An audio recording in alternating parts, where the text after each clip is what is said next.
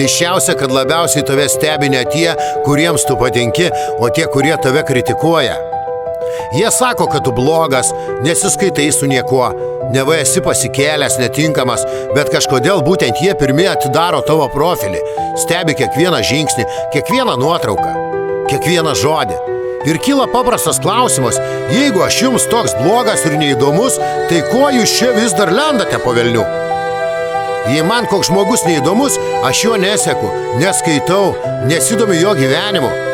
Aš jo neanalizuoju, nes man tiesiog nerūpi. Bet yra žmonių, kurie gyvena iš svetimų gyvenimų. Jie nesugeba kurti savo, todėl maitina savo smalsumą ir pavydo jausmą kitų sėkme, laime ar net nesėkmėmis. Jie visada turi nuomonę, jie visada pasiruošia kritikuoti ir niekada neatsitraukia, nes tu tampi jų pramoga.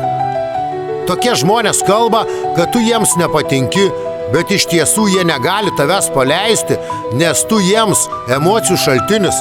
Jie stebi tave tam, kad turėtų ką aptarinėti, kuo piktintis, ką smerkti. Nes be šito jų gyvenimas būtų tuščias ir tai tik parodo vieną tiesą. Tu esi įdomus ne tiems, kurie apsimeta, kad nekęsdami tavęs gyvena kabutėse geriau. Jie sako, kad jiems nerūpi, bet jų veiksmai rėkia priešingai. O galiausiai, kas iš tikrųjų liūdna, jie negyvena savo, o seka tavo gyvenimą. Tie, kuriems tu tikrai nerūpi, net nepastebi, ką tu veiki.